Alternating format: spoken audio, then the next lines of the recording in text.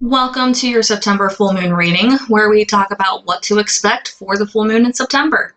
My name is Kirsten with Watersedgetarot, and let's dive right in. So the first thing is we have you, not who you are as a person, just who you are in the situation. And here we have the King of Swords in its reverse position.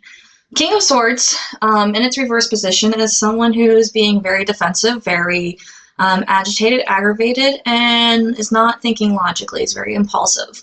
When the king is in its upright position, they think very logically and analytically. In its reverse position, we throw all that out to the wind.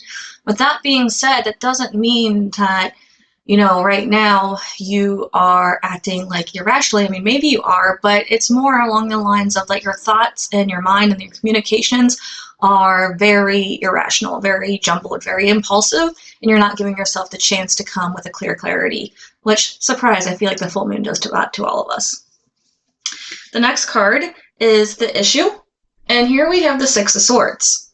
So part of the problem is, okay, actually, I just love this card. I'm going to show it again because it's a turtle and it's transitioning and it's the Six of Swords, and if you've seen me enough and been with me for a while, you know how much I love the Six of Swords.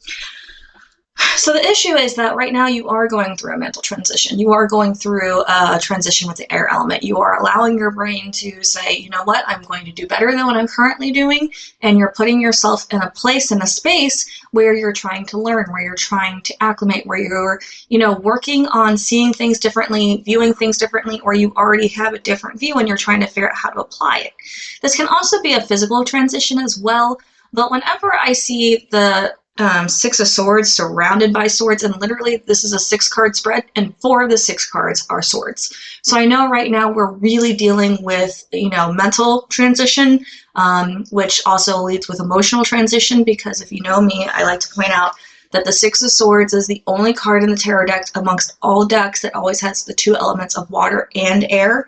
And that's because your head starts, your heart has to follow.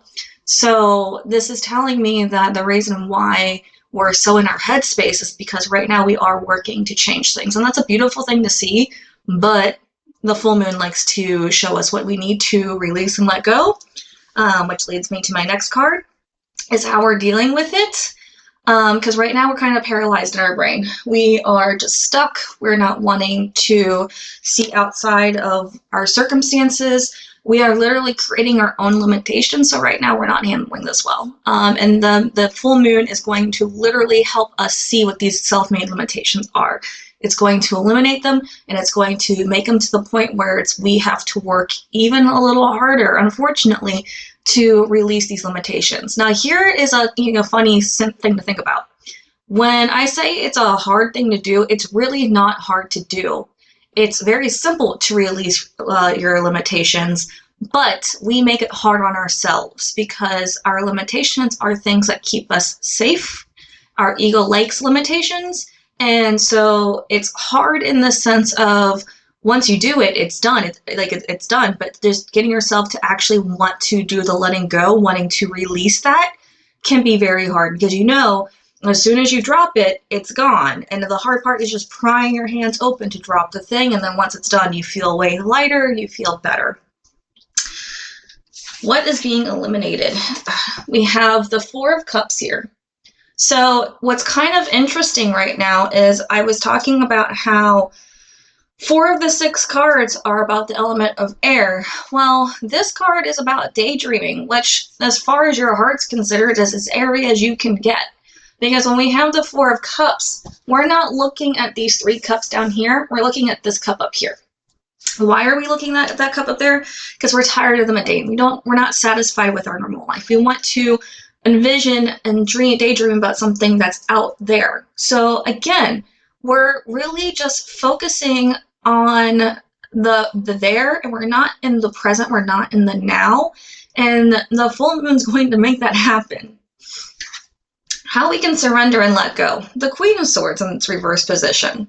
So for me, this is telling me that we need to let go by, instead of being harsh and critical and narrow-minded and seeing things as definite, we need to open our mind to see things from a different perspective.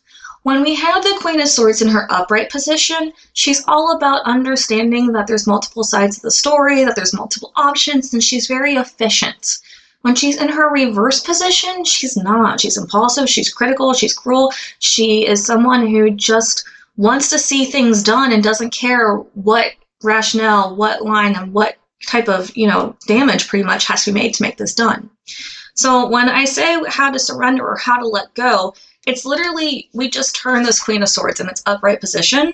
But in order to do that, we have to have grace, we have to have love, and we have to give ourselves the ability to understand that whatever we're going through, whatever this transition is, whatever this change that we're trying to make is, we have to understand that it's for the better for us, but also too that we're doing the best that we can in the way that we know how. And that doesn't mean that we have to know everything, because you don't. So take a pause and understand that right now you don't have to know everything, because the way forward is through judgment. And what I love about the Judgment card is judgment is not about you being judged by a higher power or by somebody else. Judgment is always about you judging yourself, about looking in that mirror and saying, is this me who I want to be? Or is this me who society expects me to be? Or who my spouse expects me to be? Or who my mom and dad expect me to be? Are you being authentic to you? Are you being authentic to the person you truly are? Or are you living a life that's not yours, that's somebody else's, or that you're not happy or proud of?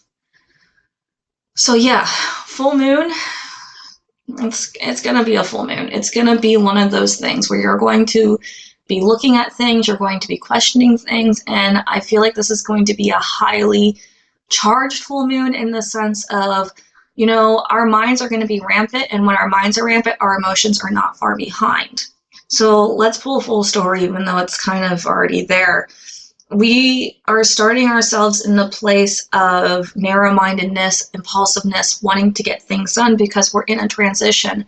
And instead of allowing that transition to take place in a more natural way, we're trying to force it, or we're trying to restrict it. And I'm not sure which way it's going, but I know in either way it's because what's going on in here, what's going on in your brain with this Eight of Swords, these limitations are literally just spinning you in circle. Like, look at that. The owls are literally just going in a circle over and over and over.